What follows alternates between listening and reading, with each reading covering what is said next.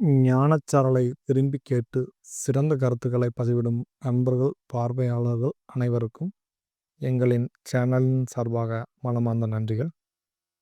இது உங்களுக்கு பிடித்திருக்கும் பட்சத்தில் இதை பலருக்கும் ஷேர் அண்ட் சப்ஸ்கிரைப் செய்தால் இந்த கருத்துக்கள் பலருக்கும் சென்றடைய உதவியாக இருக்கும். நன்றி. வேளாண் இளைஞனாகிய எல்லாம் வல்ல ஸ்ரீ கடுகாசலமூர்த்தி பெருமானுடைய திருவுருளினால் வெளிவந்து கொண்டிருக்கும் இந்த ஞானச்சாரலில்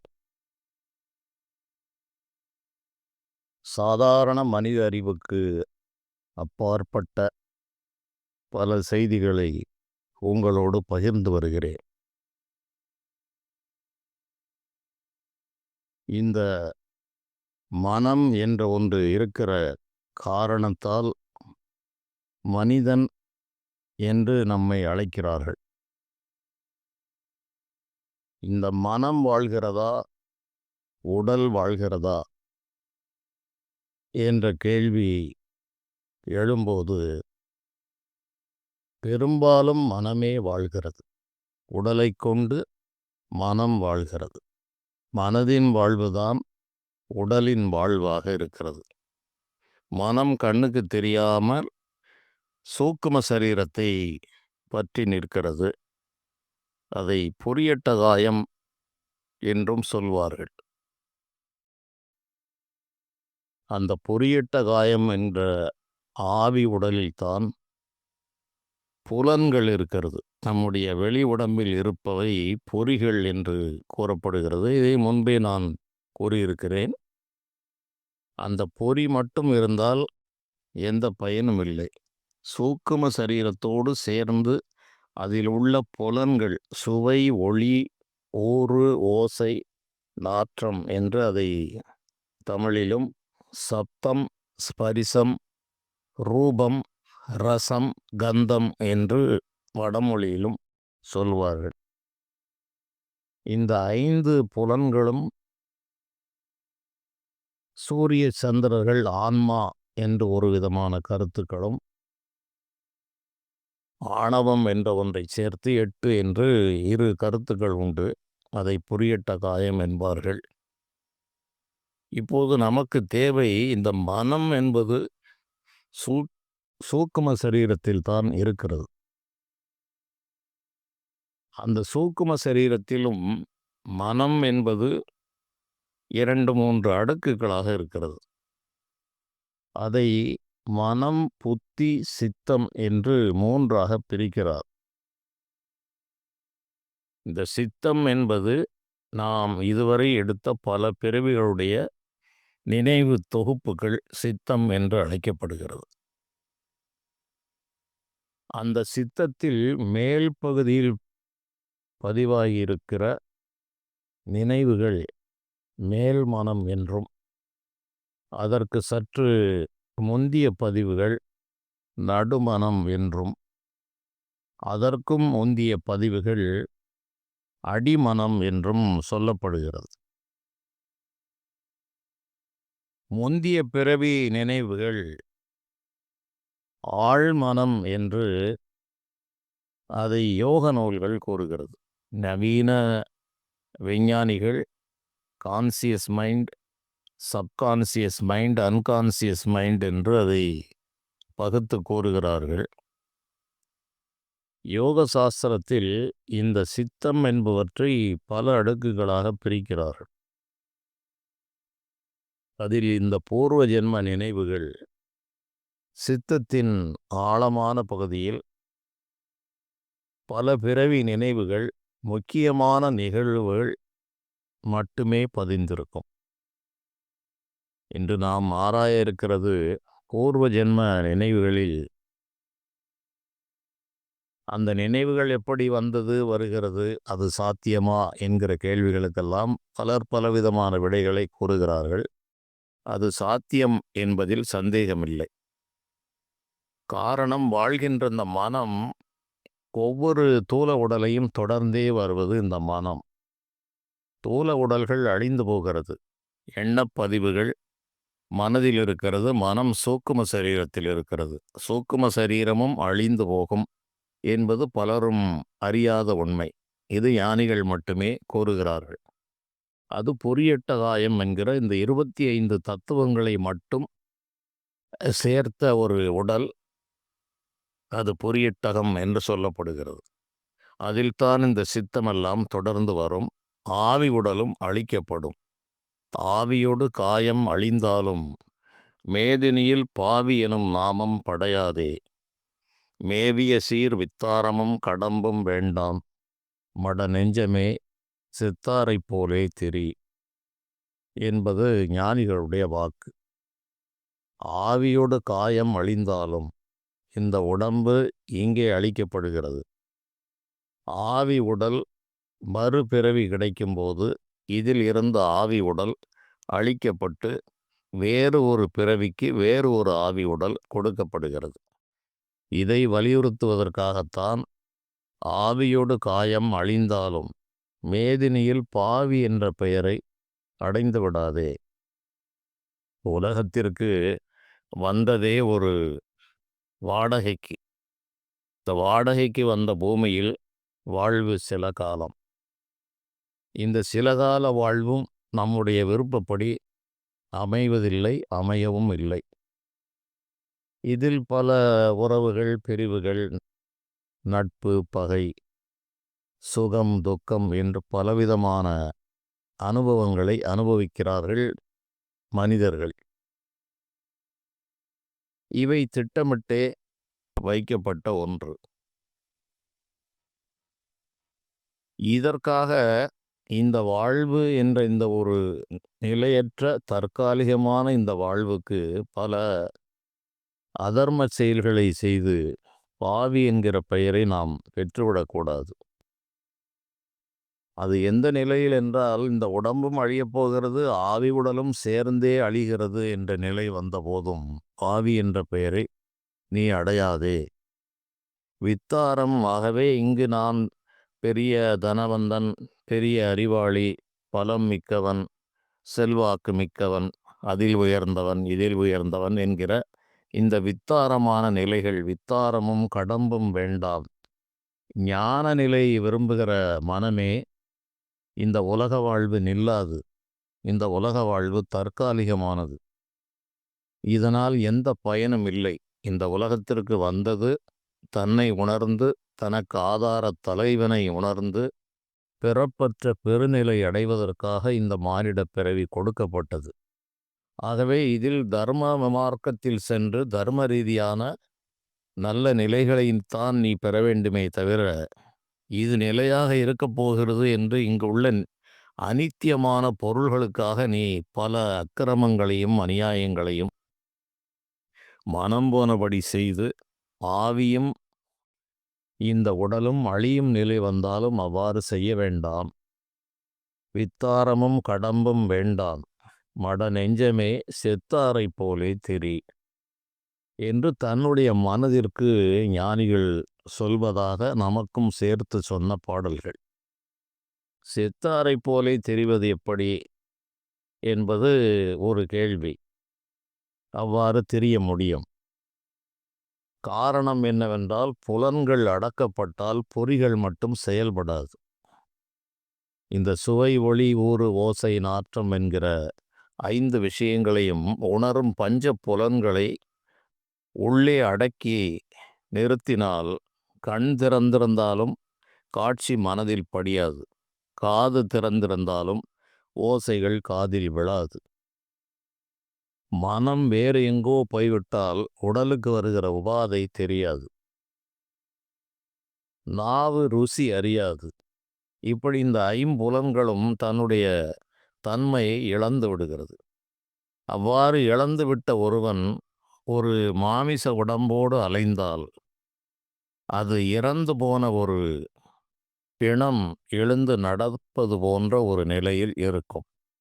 அப்படி நீ இரு என்று ஞானிகள் தங்கள் மனதிற்கு தாங்களே அறிவுரை கூறுவது போல இந்த ஞான மார்க்கத்தில் செல்பவர்களுக்கு கூறும் தலை சிறந்த அறிவுரை. செத்தாரைப் போலே திரி. ஆங்காரம் உள்ளடக்கி ஐம்புலனை சுட்டறுத்து தூங்காமல் தூங்கி சுகம் பெறுவது எக்காலம் என்று சித்தர்கள் கூறுகிறார்கள். அது தூங்காமல் தூங்கும் நிலையும் அது ஒரு நிலை. அது முழு தூக்கமும் அல்ல, அது அறிதுயில் என்று சொல்வார்கள். அறிந்தே தூங்குகிற தூக்கம். மானிடர்களுக்கு வருகிறது அலுப்பினால் வருகிற வெறிதுயில். அறிந்து தன்னை அறிந்து நடப்பவற்றை அறிந்து தான் அறிவு சுரூபமாக இருக்கிறேன், ஆன்ம சுரூபமாக இருக்கிறேன் என்று அறிந்து தூங்குவது அரிதுயில். திருப்பார்க்கடலில் ஸ்ரீமன் நாராயணன் அரிதுயிலில் இருக்கிறார் என்றால் அவர் அனைத்தையும் அறிந்தவர், துயில்வது போன்ற பாவனையில் இருக்கிறார். அதுபோல இந்த ஞான நிலையில் ஒரு அரிதுயில் நிலையில் தூங்காமல் தூங்குவது. தூங்காமல் என்றால் உள் உணர்வு தூங்காமல், புறத்தே இருக்கின்ற பொறி புலன்கள் இரண்டும் உறங்கி போக வேண்டும். உள் உணர்வு தான் ஆன்மஸ்வரூபி, தனக்கு மேலே இறைவன் இருக்கிறார் என்ற அந்த உணர்வு தூங்காமல், இந்த உடம்பிலும் ஆவி உடம்பிலும் இருக்கிற பொறி புலன்கள் தூங்க வேண்டும். ஆகவேதான் தூங்காமல் தூங்கி சுகம் பெறுவது எக்காலம். உள் உணர்வுகள் தூங்காமல் புறத்தே வெளி உலகத்திற்கு இழுத்து செல்லுகிற இந்த ஐம்பொறிகளும் ஐம்புலன்களும் தூங்கி தன்னிலையில் இருக்கும் அந்த சுகத்தை அடைவது எக்காலம் என்று கூறுகிற சித்தர்கள் செத்தாரைப் போலே பித்தாயம் கொண்டு பிரணவத்தை ஓடறுத்து செத்தாரைப் போலே தெரிவது இனி எக்காலம் என்பது பத்திரகிரியாருடைய வாக்கு. அவ்வாறு இந்த இறந்தவர்களுக்கு சமமாக ஒரு ஞான நிலையை பெற்றவர்கள் வாழ முடியும். அது இந்த ஐம்புலன்களுடைய சேட்டைகள் குறைந்தால் புற உலகம் சுத்தமாக அற்றுப்போய்விடும். அந்த அற்றுப்போன நிலையில் வாழ்வதுதான் இந்த செத்தாரை போலே தெரிவது, எந்த விதமான உணர்ச்சிகளும் இல்லாமல். எந்த பார்த்தாலும் எதுவும் தெரியாது. அப்படிப்பட்ட ஒரு நிலையில் வாழ முடியும். அது ஞான நிலையை கடந்து செல்பவர்கள் இந்த நிலையை கண்டிப்பாக கடந்தே ஆக வேண்டும். இந்த நிலையிலே தங்கி விடுகிறவர்களும் அதிகமாக இருக்கிறார்கள். இந்த நிலையில் தங்கிவிட்டு இதற்கு மேலே செல்ல முடியாமல் இந்த நிலையிலே தன்னை மறந்து விடுகிறார்கள். அவர்களுக்கு தேக உணர்வு போய்விடுகிறது. ஆனால் இந்த மெய்யறிவு பெற்று அந்த தூங்காமல் தூங்குவது, உள் உணர்வு தூங்காமல் இருக்க வேண்டும். பலர் இன்று பல நிலைகளில் அலைகின்ற அனைவரையும் நாம் ஒரே நிலையில் எடுத்து பார்க்க முடியாது. காரணம், அவர்கள் இந்த பாதையில் செல்லும்போது பலவிதமான மாற்றங்களை அடைகிறார்கள். அவ்வாறு மாற்றமடையும் போது முழுமை பெறா நிலையில் இந்த தேக உணர்வு அற்றுப்போனால், ஒருமுறை அற்றுப்போன இந்த உணர்வும் இந்த நினைவு சங்கிலியும் ஒரு மனிதனை உன்மத்தனாக்குகிறது. பல நபர்கள் சாலையில் அலைவதை நாம் பார்க்கலாம். ஒரு வைகாசி மாதம் இந்த அக்கினி நட்சத்திர வெயிலில் சிலர் அலைவார்கள். அந்த தார் ரோடெல்லாம் அந்த தார் இளகுகிற அளவு வெயில் வாட்டி கொண்டிருக்கும். நெடுஞ்சாலையில் போகும்போது வெறுங்காலோடு சிரித்து கொண்டே நடக்கிற மனிதர்களை எல்லாம் பலரும் பார்த்திருக்கலாம். நான் இவர்களை பலரை கவனித்திருக்கிறேன். ஒரு நிலவில் செல்வது போல அவர்களுக்கு இந்த வெயில் சற்றும் மேலே சட்டை இருக்காது. ஒரு கிழிந்து போன இடுப்பிலே ஒரு உடை. கடுமையான வெயில். இந்த வெயிலில் காலில் செருப்பு என்று எதுவுமே இருக்காது. ஒரு குளிர்ச்சியான ஒரு நிலவில் நடந்தது போல அந்த சூடு இம்மியளவும் அவர்களால் உணரும் தன்மையில் அவர்கள் இல்லை. தன் உடலை முற்றிலும் மறந்து விடுகிறார்கள். அந்த உடை கிழிந்திருக்கிறது, உடம்பு முழுவதும் அழுக்கு திட்டு திட்டாக இருக்கிறது என்பவற்றையெல்லாம் அவர்கள் சிந்திக்கும் நிலையில் இல்லை. அப்படி நடந்து செல்பவர்கள் என்ன ஆகிறார்கள் என்றால், இது போன்ற ஞான பயண நிலையில் போய் இந்த மனம் ஒரு புள்ளியில் அசைவற்று நின்று விடுகிற காரணத்தால் ஒரு பிறவி முழுவதும் இப்படியே கழிந்து விடுகிறது. என்ன செய்கிறோம்? என்ன நடக்கிறது என்று அவர்களால் எதுவுமே அறிய முடியாத நிலை. அதுவே உன்மத்த நிலை என்று சொல்லப்படுகிறது. இந்த உன்மத்த நிலையில் உண்மையை உணர்ந்து உன்மத்தம் கொள்வது என்பதும் இருக்கிறது. அதைத்தான் பித்தாயம் கொண்டு பிரணவத்தை உணர்த்து. பித்தாயம் என்றால் பித்து தலைக்கு ஏறுகிற உன்மத்த நிலையை பித்தாயம் என்று கூறுவார்கள். பித்தம் அதிகமானால் உன்மத்தம் என்பது வைத்திய சாஸ்திரம். அதுபோல பித்தாயம் கொள்ளுதல் என்னும்போது பிரணவத்தை ஊடறுத்து, ஓம்கார சப்தத்தை ஊடறுத்து, தன்னுடைய ஆத்மஸ்வரூபத்திலே இறை வடிவத்திலே லயித்து இறைவனுடைய கருணையிலே லயித்திருப்பது என்பதுதான் இதனுடைய முழுமையான இலக்கு. அந்த இலக்கை அடையும் முன்பாக மனிதர்கள் கடக்கின்ற பாதைகள், நிலைகள் கணக்கில்லாதவை. அதனால்தான் இதில் பலவேறு கருத்துக்கள் உருவாகிறது. ஒவ்வொரு மனிதருடைய நிலையும் வேறு வேறாக உணரப்படுகிறது. அவருடைய செயல்கள் புரியாத் தன்மையில் இருக்கிறது. ஒன்று போல அவர்களுடைய அணுகுமுறைகள் இல்லை. ஆளுக்காள் மாறுபடுகிறது. பொதுவாக அவர்கள் சராசரி மனிதர்களுடைய நிலையிலிருந்து முற்றிலும் மாறிவிடுகிறார்கள். ஆனால் உள்ளே அவர்களுடைய ஞான நிலை எந்த அளவுக்கு சென்றிருக்கிறது, அவர்கள் அந்த இறை சக்தியோடு இறை ஆற்றலோடு எந்த அளவு தொடர்பு கொண்டிருக்கிறார்கள், அவர்களுடைய உள் ஒளி எந்த அளவு பெருகி இருக்கிறது என்பதையெல்லாம் தெரிந்து கொள்வதற்கு எந்த அடையாளங்களும் இல்லை. காலப்போக்கில் தான் தெரிந்து கொள்ள முடியும். அதிலும் ஒவ்வொருவருடைய அணுகுமுறைகளும் ஒவ்வொரு விதமாக இருக்கிறது. தெளிவாக சொல்பவர்களும் இருக்கிறார்கள், பரிபாஷையாக பேசுபவர்களும் இருக்கிறார்கள், மனம் போனபடி புரியாமல் பேசுபவர்களும் இருக்கிறார்கள். இவையெல்லாம் ஒரு தனி பகுதி. இப்போது மனம்தான் வாழ்கிறது. இந்த மனம்தான் அனைத்தையும் நினைவில் கொள்கிறது. பூர்வ ஜென்ம நினைவுகள் இந்த சித்தம் என்ற பகுதியில்தான் இருக்கிறது. ஆனால் என்னிடம் பலர் கேட்பார்கள், பூர்வ ஜென்ம நினைவு வந்தால் அனைத்தும் தெரியுமா என்பது அனைவருடைய கேள்வியாக இருக்கிறது. அவ்வாறு அனைத்தையும் அறிய முடியாது. இதையும் நான் முன்பே இது தொடர்பாக பேசும்போது நான் விளக்கி இருக்கலாம். இப்போது ஒரு 60 வயது ஆன ஒரு மனிதனை 20 வயதில் என்ன ஒரு குறிப்பிட்ட மாதத்தில் என்ன உடை உடுத்தினாய், என்ன உணவு சாப்பிட்டாய் என்று கேட்டால் சொல்ல முடியாது. முக்கியமான நிகழ்வுகளைத்தான் இந்த மனம் நினைவில் பிடித்து வைத்திருக்கும். ஒரு திருமணமானது, வேலை எப்பொழுது கிடைத்தது, கல்லூரியை எப்போது முடித்தோம், தற்போது நம்முடைய பிறந்த தேதி என்ன, எப்போது வீடு கட்டினோம் என்ற இப்படிப்பட்ட ஒரு சில முக்கிய நிகழ்வுகளை மட்டும் நினைவில் வைத்திருக்க முடியும். அநேக சம்பவங்கள் நினைவில் இருக்கும். அந்த மாதம் தேதிகள் பலருக்கு நினைவில் இருக்காது. இது இறைவன் வைத்த செயல். இந்த மனம் என்பது மனிதர்கள் இன்று கண்டுபிடித்திருக்கிற கணினிக்கெல்லாம் தலை சிறந்த ஒரு கணினியாக இறைவனுடைய படைப்பில் இந்த மனம் விளங்குகிறது. இந்த மனதை ஆராய்வதற்கு அதற்கு ஒரு தனி இன்னொரு மனம் தேவைப்படும். அந்த அளவில் இருக்கிறது இந்த மனதினுடைய தன்மைகள்.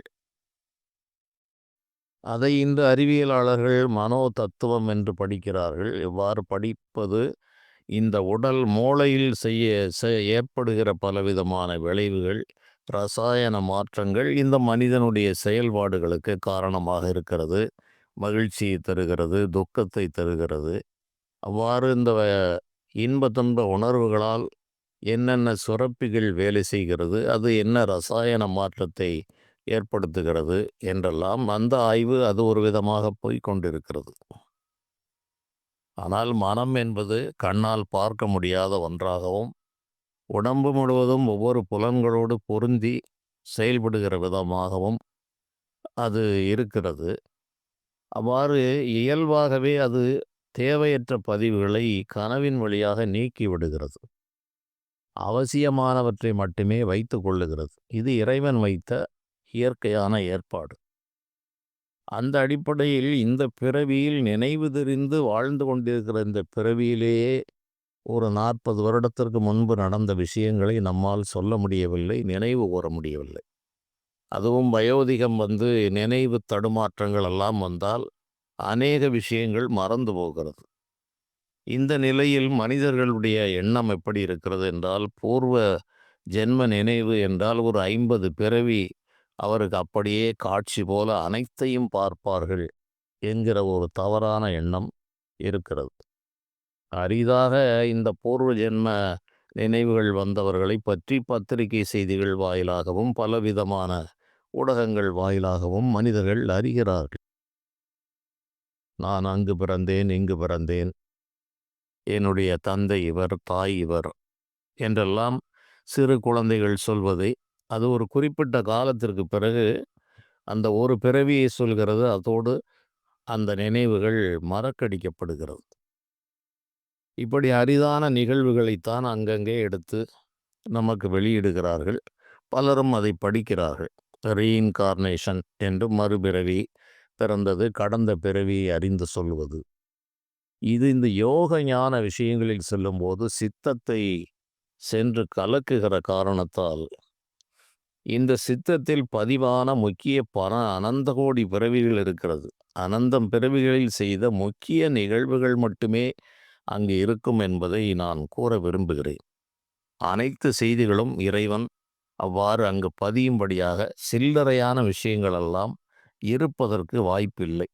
அவற்றை மனமே அதை நீக்கி விடுகிறது. மேல் மனமே அந்த வேலையை செய்துவிட்டு சித்தத்திலே சேர்ப்பது என்பது வலிமையான வித்துக்களை மட்டுமே, ஆழமான எண்ணங்களை மட்டுமே சித்தத்தில் சேர்க்கும். அவ்வாறு சேர்க்கப்பட்ட அந்த சித்தத்தில் திடீரென்று அந்த நினைவுகள் வரும்போது பலருக்கும் தலை குழம்பி போவதற்கான வாய்ப்புகள் இருக்கிறது. அரிதாக சில ஞானிகள் கடந்த பிறவிகளில் அந்த துன்பங்களை அனுபவித்து ஒரு பிறவியில் அதிர்ச்சி இல்லாமல் அவற்றை அறிகிறார். ஆனால் அவர்களும் ஒரு பிறவியில் திடீரென்று அந்த சித்தம் கலக்கப்பட்டு அப்படியே ஆற்று வெள்ளம் போல் நினைவுகள் தடுமாறி வரும்போது தலை குழம்பி போவதற்கான வாய்ப்புகள் மிகுதியாக இருக்கும். அவ்வாறு முக்கியமான நிகழ்வுகள் மட்டும்தான் அதில் பதிவாகியிருக்கும். அந்த நிகழ்வுகள் வரும்போது இந்த உடல் பெறுகிற மாற்றம், இந்த மனம் பெறுகிற மாற்றம், இவையெல்லாம் ஒரு மனிதனை புதிய ஒரு பாதைக்கு அழைத்து செல்லும். அந்த நிலையில் தப்பித்தவர்கள் மிக குறைவு. அதனால் சித்த சுவாதீனத்தை இழந்தவர்கள் அதிகம். அதிர்ச்சியாலோ தலையில் விழுகின்ற பலமான அடிகளாலோ சிலருக்கு இது போன்ற நினைவுகள் வருகிறது.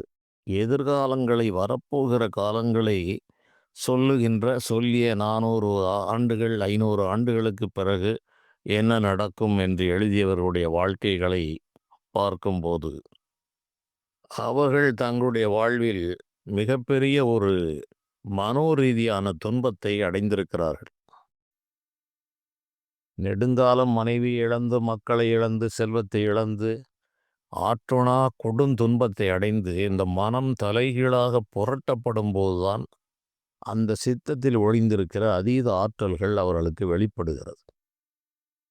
அது தவிர பலரை ஆய்வு செய்யும் போது இந்த இஎஸ்பி என்று அதீத புலனாற்றல்கள் சிலருக்கு வருகிறது.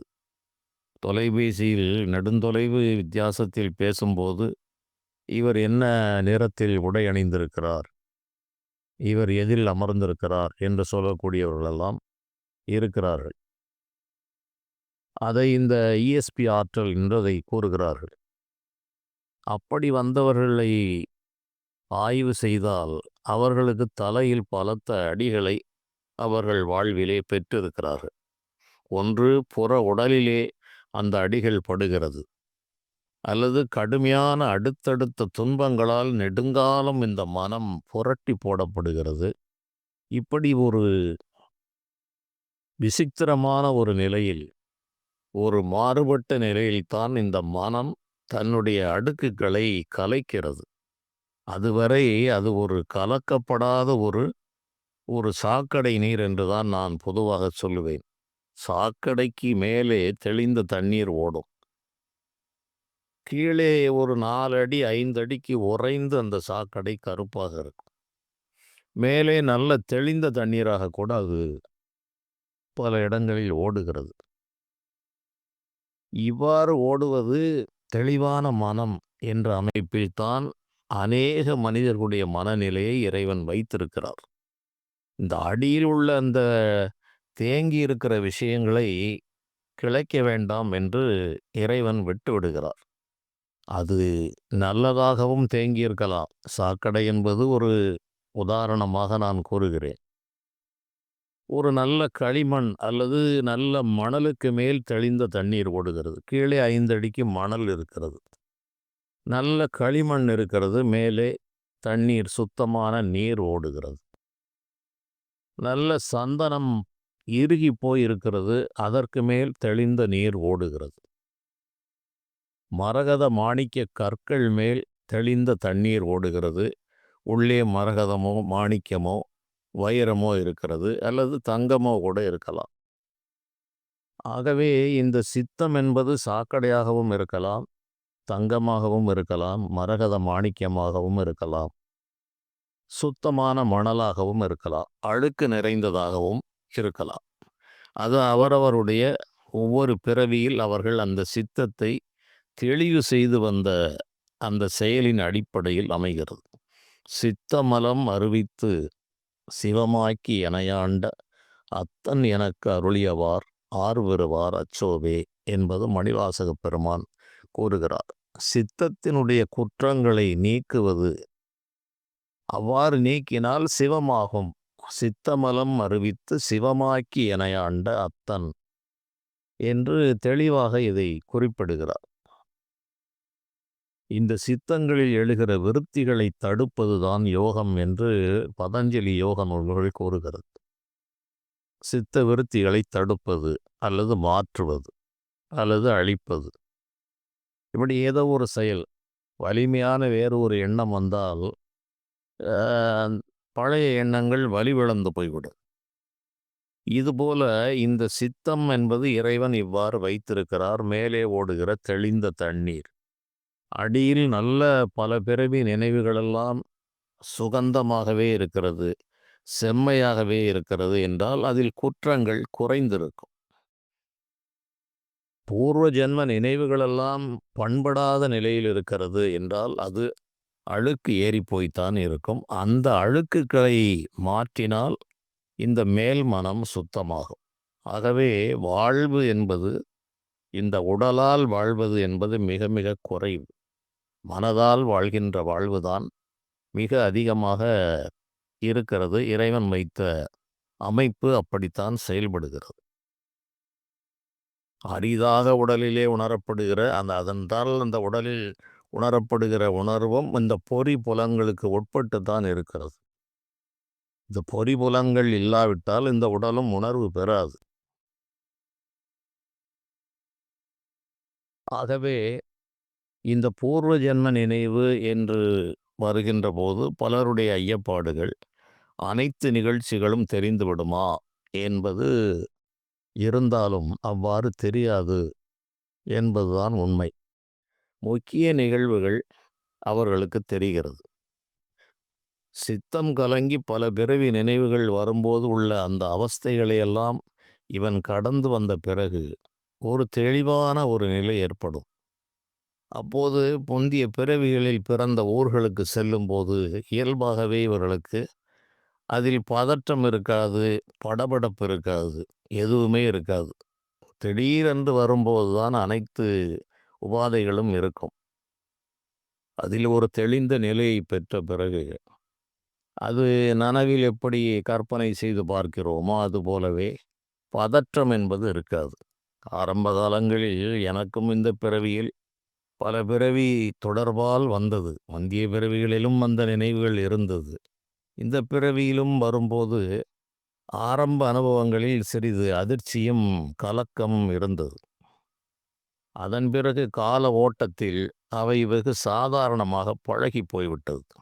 காரணம், இப்போது வாழ்கின்ற வாழ்வும் ஒரு மனதின் மாயக் கற்பனை என்கிற உண்மை தெரிந்த காரணத்தால், இது எப்படியோ அதுவும் அப்படித்தான். இதற்கு என்ன மதிப்போ அதே மதிப்பு அங்கும் இருக்கிறது. இங்கே வாழ்கின்ற இந்த உடலோடு வாழ்கின்ற போதே கடந்த கால வாழ்வு போன ஜென்மமாக மாறிவிடுகிறது. அதில் இன்னும் சற்று பின்னோக்கி சென்றால் முந்திய பிறவி. இந்த ரகசியம் தெரிந்துவிட்டால் இதில் ஒரு பெரிய பிரேமை இருக்காது. ஒரு பெரிய மயக்கமோ, மோகமோ, இதில் ஒரு அதிசயம் என்ற ஒரு உணர்வுகளோ இருப்பதற்கு வாய்ப்பில்லை. அதை எட்டுவது கடினமான செயல். தெரிந்துவிட்டால் இதில் பெரிய ஒரு ஆச்சரியப்படக்கூடிய விஷயங்கள் எதுவுமே இல்லை. இப்படி பல பிறவி நினைவுகளை நான் கடந்து வந்த காலங்களில் இந்த திருவையாறு ஊருக்கு நான் சென்றதை முன்பு கூறியிருக்கிறேன். பலர் அதை கேட்காமல் இருந்திருக்கலாம். அங்கு அதற்கு முன்பாகவே இளம் வயதிலே என்னுடைய உள்ளம் வேறு ஒரு நிலையில்தான். என்னுடைய நினைவு எப்போது தெரிந்ததோ அப்போதிருந்தே நான் வேறு ஒரு உலகிலும் முந்திய பல பிறவிகளிலும் தான் வாழ்ந்து கொண்டிருந்தேன் இந்த உடம்போடு. அது 6 வயதில் நினைவு தெரிந்தது என்றால் 6 வயதிலே நான் இந்த உடம்போடு இருந்தேனே தவிர வாழ்ந்தது வேறு ஏதோ ஒரு உலகில் வேறு பல நினைவுகளில் தான் நான் வாழ்ந்து வந்திருக்கிறேன். இது ஒரு 17, 18 வயதுகளில் இது ஒரு நாள் மொத்தமாக பிய்த்து கொண்டு வந்தது. அது ஒரு 55 ஆண்டுகளுக்கு முன்னால் இந்த திருவையாறு ஊருக்கு நான் செல்லும்போது மாலை ஒரு 4 மணி இருக்கலாம். அந்த ஊர் வரையிலும் எனக்கு எதுவும் தெரியவில்லை. அதுவரைக்கும் சாதாரணமாகத்தான் அந்த பஸ்ஸில் சென்று கொண்டிருந்தேன். அந்த ஊருக்கு உள்ளே நுழையும்போது ஒரு மேட்டு பகுதி, அங்குதான் பஸ் நிறுத்தம் இருந்தது. அங்கு போனவுடன் மனம் சலனப்பட்டது. அங்கு ஓட்டு வீடுகள் தான் அப்போது அதிகமாக இருந்தது. தென்னை மரங்கள், சின்ன ஊர் தான், தற்போது எப்படி இருக்கிறது என்பது எனக்கு தெரியவில்லை. தென்னை மரங்கள் மிகுதியாக காணப்பட்டது. அந்த ஓட்டு வீடுகளையும் இந்த தென்னை மரத்தையும் பார்த்தவுடன் அங்கே ஒரு வயதான பெண்மணி ஒரு சிலர் அங்கு இருந்தார்கள். இவர்களையும் இந்த ஓட்டு வீடுகளையும் இந்த தென்னை மரத்தையும் பார்த்த என்னுடைய உள்ளம் பட்டென்று கலக்கமடைந்தது. என்னுடைய நிலை அப்போதே நான் பாதி நினைவுகளை நான் இழந்தேன். ஏதோ ஒரு மாயத்தில் மாட்டிக்கொண்டது போன்ற ஒரு நிலை. ஊருக்குள் தான் நுழைகிறேன். நுழையும் போதே இப்படி ஒரு நிலை அனுபவம் வந்தது. அதன் பிறகு அங்கு என்னுடைய தந்தைக்கு வேண்டிய ஒருவர் அக்ரஹாரத்தில் இருந்தார். அவர் ஒரு நண்பர், அவருடைய இல்லத்தில் தான் காவிரியினுடைய நதிக்கரை, ஒரு கிளை நதி 5 ஆறுகள் அங்கு ஓடுகிறது. அதன் படித்துறையில் கடைசி வீடு. அந்த கடைசி வீட்டில் என்னுடைய தந்தைக்கு வேண்டியவர் இருந்தார். அங்கு மாலையில் சென்று சேர்ந்தோம். எனக்கு அந்த ஊருக்குள் நுழைந்ததிலிருந்தே நான் என்னுடைய நிலையை இழந்தேன். நடப்பதெல்லாம் ஏதோ கனவில் நடப்பது போல் இருக்கிறது என்ற உணர்வில் தான் நான் இருந்தேன். என் தந்தை என்னெல்லாவும் கேட்கிறார், அவர்கள் பேசுகிறார்கள், எதிலும் என் மனம் செல்லவில்லை. இந்த நிகழ்வுகளை நான் முன்பே கூறியிருக்கிறேன். இரவில் ஒரு 10 மணிக்கு மேல் அந்த காவிரி படித்துறையில் படிகள் ஒரு 10, 20 படிகளுக்கு மேல் இருந்திருக்கும். அக்ரஹாரம் வருடங்கள் 55 ஆண்டுகளுக்கு முன்னால் அமைதியாக இருக்கிறது. ஒரு மனிதனுடைய நடமாட்டம் இல்லை. நான் மட்டும் ஒரு பௌர்ணமி நிலவு அந்த படித்துறையில் நின்று கொண்டிருக்கின்ற போது, அதுவரை ஆரம்பத்திலேயே மனம் தடுமாறிக் கொண்டிருந்த மனதில் திடீரென்று மின்னல் போல் வெட்டி என்னுடைய அந்த பல ஜென்ம நினைவுகள் அடுக்கடுக்காக அந்த ஊரிலே நான் இருந்தது போனது என்று அந்த எண்ணங்களின் அழுத்தங்களை என்னால் அந்த நேரத்தில் தாங்க முடியாத நிலையில் தான் இருந்தது. என்னுடைய நிலையை நான் இழந்து தற்போது நான் யார், எதற்காக இங்கு வந்திருக்கிறேன் என்ற நினைவுகள் முற்றிலும் மறந்தே போனது. நான் அந்த ஊரில் வாழ்ந்த ஏதோ ஒரு பிறவியில் வாழ்ந்த அந்த நினைவுகள் மட்டுமே இருந்தது. இது அதிக நேரங்கள் இந்த நினைவிலேயே நான் இருந்த பிறகுதான், என்னுடைய நிலைக்கு நான் வந்த பிறகு எனக்கு மிகப்பெரிய மனக்குழப்பம். இதில் 2ல் எது உண்மை? தற்போது இருப்பதை விட அது உண்மையாகத் தெரிகிறது. காரணம், பல பிறவிகள் அங்கு எனக்கு இருந்த காரணத்தால், அதை சுற்றி அந்த காவிரி கரையை சுற்றி பல பிறவிகள் பிறந்து வளர்ந்து பலவிதமான யோக ஞான சாதனைகளை செய்த காரணத்தால், தற்போது நான் பிறந்து வளர்ந்து இருக்கிற நிலையை காட்டிலும் அதுதான் எனக்கு மிக பரிச்சயமானது ஒன்றாக என்னுடைய மனம் அதை உணர்ந்தது. அதன் பிறகு நான் என்னுடைய நிலையிலே இல்லை. அது பல விதமான பிரச்சனைகளுக்கு உள்ளாகி அந்த படிப்புகளெல்லாம் தொடர முடியாமல் போனது. காரணம், இந்த நினைவு வந்த உடனே இயல்பிலேயே நான் வித்தியாசமான ஒரு மனநிலை. இது இந்த பூர்வ ஜென்ம நினைவுகளை இறைவன் கொடுத்ததே என்னை அங்கு படிப்பதற்காக அனுப்பவில்லை. என்னுடைய நினைவுகளை திருப்பி என்னை மீண்டும் ஞானப்பாதைக்கு அனுப்புவதற்காகத்தான் இறைவன் அங்கு என்னை அனுப்பினார். என்னுடைய தந்தையால் அதை முழுவதும் புரிந்து கொள்ள முடியவில்லை. அவர் என்னை ஏசிக்கொண்டும் திட்டிக் கொண்டும் இருந்தார். நான் இவற்றையெல்லாம் லட்சியம் செய்யவில்லை. எனக்கு கிடைக்க வேண்டியது கிடைத்துவிட்டது. ஒரு மிகப்பெரிய குழப்பமான நிலை சில தினங்கள் இருந்தது. தஞ்சாவூரில் ஒரு விடுதியில் தங்கியிருந்தோம். அதற்கு அருகே ஒரு கிளை நதி, ஒரு வாய்க்கால் ஓடிக்கொண்டிருந்தது. அந்த ஜன்னலில் இருந்து கொண்டு நாள் முழுவதும் அந்த காவிரியையே பார்த்து கொண்டிருந்தேன். என் தந்தை இவனுக்கு ஏதோ ஆகிவிட்டது என்றே முடிவு செய்து விட்டார். இவன் படிப்பதற்கு வரவில்லை, இவன் பைத்திய நிலைக்கு போய்விட்டான். என்னடா செய்து கொண்டிருக்கிறாய் காலையிலிருந்து? எனக்கோ நான் என் வசத்தில் இல்லை. ஆகவே இவ்வாறு பல நிலைகள் வந்தது. இதில் எனக்கு அடிக்கடி வருகிற ஒரு நினைவு என்ன என்றால், நெடுங்காலம், அது வருடங்கள், அது ஆங்கிலேயருடைய ஆட்சி காலம் போல, ஒரு மின்சார விளக்கு, எவ்விதமான வசதிகளும் இல்லாத ஒரு காலம். சுமார் ஒரு 175 வருடங்கள் இருக்கலாம் என்பது என்னுடைய மனதின் உணர்வு. அதில் ஒரு நள்ளிரவு, ஒரு 12 மணி, ஊரெல்லாம் அடங்கி எங்கோ ஒரு தெருக்கூத்து நடக்கிறது. அனைத்து மனிதர்களும் அங்கு போயிருக்கிறார்கள். நான் மட்டும் அப்போது தென்னை மரங்கள், நான் பார்த்ததை விட அதிக தென்னை மரங்களை நான் பார்க்கிறேன். இன்றும் பார்க்கிறேன் அந்த காட்சியை. நனவிலும் கனவிலும் பார்க்கிறேன், இம்மியளவும் மாற்றமில்லாமல். அது காவிரியில், அப்படி அந்த இருளிலே அந்த காவிரியில் அந்த நில ஒளியில் இறங்கி கை கால்களை கழுவிவிட்டு ஊரெல்லாம் ஒரு இடத்தில் கூடியிருக்க, நான் மட்டும் ஏகாந்தமான நிலையில் அந்த ஊருக்கு, ஒரு தனிப்பகுதிக்கு நடந்து செல்கிறேன். இந்த உணர்வு எனக்கு கிட்டத்தட்ட 55 ஆண்டுகளுக்கு மேல் இருந்து கொண்டே இருக்கிறது. அதன் பிறகு திருவையாறுக்கு பலமுறை நான் சென்றிருக்கிறேன்.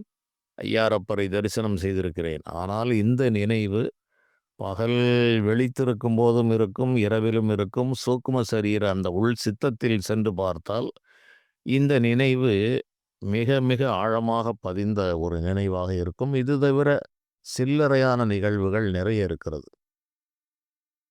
இந்த ஒரு நிகழ்வு, நான் அவ்வப்பொழுது அப்படி திரைப்படம் போல் இந்த நிகழ்வை நான் என்னுடைய மனம் பார்த்து கொள்ளுவது வழக்கம். ஆனால் இம்மியளவு மாற்றமும் அதில் இருக்காது. இதைத் தவிர இரவு நேரங்களில் அந்த காவிரியில் நான் அந்த தண்ணீரை எடுத்து சில வழிபாடுகளை செய்கிற செயல்களும் எனக்கு தொடர்ந்த நினைவுகளாக இருந்து கொண்டே இருக்கும். காரணம், பல பிறவிகளில் அங்கங்கே சுற்றி சுற்றி நான் இருந்த காரணத்தால் அந்த காவிரியின் மேல் அளவிலாத ஒரு பற்று, பற்று என்றுதான் அதை கூற வேண்டும். எல்லா பற்றுக்களையும் விட வேண்டும் என்பதுதான் ஞானம். என்றாலும் கூட அந்த நெடுங்கால வாசனை, நெடுங்கால வாசனையினால் அதன் மேல் ஒரு தனி பற்றும் மரியாதையும் அது இன்றளவும் தொடர்ந்து கொண்டே இருக்கிறது. இது இந்த தஞ்சாவூரை சுற்றி இருக்கிற அந்த மாயவரம் பகுதி, சின்ன கிராமங்கள், திருவிடைமருதூர். அப்போது திருவிடைமருதூரில் ஒரு கும்பாபிஷேகம் நடந்து கொண்டிருந்தது. நான் அந்த பாபநாசத்திற்கு, குத்தாலத்திற்கு அருகிலே ஓரிடத்தில் சில காலம் தங்கியிருந்தேன். அப்போது அங்கே ஒரு ஸ்பெஷல் ட்ரெயின் என்று போய் வந்து கொண்டே இருந்தது. நான் இந்த இலக்குகளை விட்டுவிட்டு திருவிடைமருதூருக்கு போக வேண்டும் என்ற எண்ணம் எனக்கு மேலோங்கி இருந்தது. நான் வந்த நோக்கத்தை எல்லாம் மறந்து விட்டேன். பொதுவாக நான் இந்த புறக்கோயில்களில் சென்று வழிபட வேண்டும் என்று அதிகமாக விரும்பக்கூடியவன் அல்ல. ஆனால் அந்த திருவிடைமருதூர் அந்த போஸ்டர் அடித்து இந்த ரயில் முழுவதும் ஒட்டி இருந்தார்கள். திருவிடைமருதூர் கும்பாபிஷேகம் என்று இதை பார்த்தவுடன் என்னுடைய பூர்வ ஜென்ம நினைவுகளால் தூண்டப்பட்டு அந்த திருவிடைமருதூருக்கு சென்று விட அங்கிருந்து ஒரு அரை மணி நேர தொலைவுகள் தான் இருந்திருக்கும். அந்த குற்றாலம் என்று ஒரு ஊர் என்று எனக்கு நினைவில் இருக்கிறது. குத்தாலம் குற்றாலம் என்பது தென்காசிக்கு அருகே இருக்கிறது. குத்தாலம் என்று சொன்னார்கள். 108 சிவாலயம் என்று அங்கு ஒரு ஆலயம் இருந்தது. அங்கு சென்றது வழிபட்டது எனக்கு நினைவிருக்கிறது. நான் பெரும்பாலும் இந்த திருவிடைமருதூருக்கு போக வேண்டும் என்ற நினைவு என்னை இழுத்து கொண்டே இருந்தது. அங்கிருந்த அந்த புகை வண்டி நிலையம், அந்த காவிரி ஆறு, இவைகளெல்லாம் எனக்கு பல நினைவுகளை தூண்டிவிட்டு கொண்டே இருந்தது. இப்படி நெடுங்காலம் இருந்தேன். சில காலம் இருந்தேன். பிறகு பல சூழ்நிலையில் அதை விட்டு வந்தேன். பிறகு எப்போது எனக்கு திருநெல்வேலிக்கு வந்த பிறகு திடீரென்று தோன்றினால் இரவு ஒரு 10 மணிக்கு புறப்பட்டு அதிகாலையில் போய் திருவையாறில் அந்த கோயிலில் சென்று வணங்குவது, காவிரியை கண்டு தரிசிப்பது என்று சில காலம் அவ்வாறு செய்து வந்தேன். அதன் பிறகு இறைவன் பல்வேறு நிலைகளுக்குள் என்னை மாற்றி திருப்பிய காரணத்தால் இதற்கு மேலான இந்த பூர்வ ஜென்ம நினைவுகளிலே தங்கிவிடுவதற்காக இறைவன் செய்யவில்லை. இதை கடந்த ஒரு ஞான அனுபவங்களை தர வேண்டும் என்பது இறைவனுடைய சங்கல்பமாக இருந்ததால் கணக்கற்ற துன்பங்களையும் சோதனைகளையும் அனுபவித்து இறுதியில் அந்த முருகப்பெருமானுடைய திருவருள் பலவிதமான ஞான ரகசியங்களை எனக்கு வழங்கியது. இவ்வாறு இந்த பூர்வ ஜென்ம நினைவுகளில் இன்னும் ஒரு கோயில், அந்த கோயில் எந்த ஊர் என்பது இன்னும் என்னால் அடையாளப்படுத்த முடியவில்லை. அது எந்த ஊர் என்பது என்னால் தெரிய முடியவில்லை. ஆனால் மிகப்பெரிய கோயில், எத்தனை முறை வந்தாலும் அதே போல அந்த கோயில் வரும். அடடா, இந்த கோயிலுக்கு பக்கத்தில் இருந்தும் இந்த கோயிலுக்கு வராமல் நாம் இருந்தோமே என்ற சிந்தனையும் ஒவ்வொரு முறையும் இந்த அனுபவம் வாய்க்கும் போதெல்லாம் எனக்கு வாய்ப்பதுண்டு. அது ஒரு சிவாலயம், அருகிலே ஒரு பெருமாள் கோயில். இரண்டும் அருகருகே இருக்கிறது. அந்த கோயில் தெரிகிறது, தெப்பம் தெரிகிறது, அனைத்தும் நன்றாக தெரிகிறது. அந்த ஊரில் பலகாலம் அங்கு நான் வழிபட்டதும் தெரிகிறது. ஆனால் எந்த ஊர் என்பது என்னால் இன்று வரை அந்த ஊர் எனக்கு ஊரினுடைய பெயர் தெரியவில்லை. அது எங்கே இருக்கிறது, அந்த கோயில் மட்டும் தெரியும். அந்த கோயிலும் அந்த சுற்றுப்பகுதி மட்டும் எனக்கு நினைவில் வந்து கொண்டே, காட்சியில் வந்து கொண்டே இருக்கும். இதுவும் பலமுறை கடக்கிறது. இது எந்த ஊரில் இருக்கிறது என்பது என்னால் இன்று வரை இறைவன் உணர்த்தவில்லை. இன்னும் ஒரு நிகழ்வில் கேரளாவில் நான் ஒரு சில பிறவிகளில் இருந்ததுண்டு. அது எனக்கு மிக நன்றாகவே பரிச்சயம் இருக்கிறது, தெரியும். அது நன்கு எனக்கு புரிந்த ஒரு விஷயம்தான். அது இன்றளவும் அந்த தொடர்புகள் இருந்து கொண்டே இருக்கிறது. அதில் ஒரு நிகழ்வு, அதுவும் மாறாமல் அப்படியே அந்த காட்சி வந்து கொண்டே இருக்கும். நல்ல நில ஒளியில் என்னுடைய உடலை நானே பார்க்கிற நிலை இருக்கும். பொதுவாக இந்த கனவு நிலை ஒவ்வொருவருக்கும் எப்படி வாய்க்கிறது என்பதை நம்மால் துல்லியமாக அறிய முடியவில்லை. தன்னுடைய உடம்பை தானே பார்ப்பது என்பது என்னை பொறுத்தளவில் அது கனவாக இருக்காது. கனவு என்றால் நாம் அனுபவிக்கிறோம் என்று அனுபவிக்கிற ஒரு நபராக நாம் மாறியிருப்போம். என்னுடைய நிலை இந்த மனதில் இந்த தியான நிலையிலோ விழிப்பு நிலையிலோ இந்த சூக்கும சரீர அனுபவத்தில் நான் பெறுகிற இந்த விஷயங்கள், அந்த உடலை நான் பார்க்கின்ற நிலையில் பார்ப்பவனாக இருப்பேன். பார்ப்பானை பார்த்திருந்தேன் என்று ஞானத்திலே ஒரு பாடலாகச் சொல்லுவார்கள். பார்த்தானை பார்த்திருந்தேன், பார்த்தவன் யாரோ அவனை நான் பார்த்திருந்தேன் என்று சொல்வது போல, என்னுடைய உடல் நான் தான் அங்கு செல்லுகிறேன் என்பது தெரிகிறது. ஆனால் என் உடம்பை பார்க்கிறவனாகவும் நான் இருக்கிறேன்.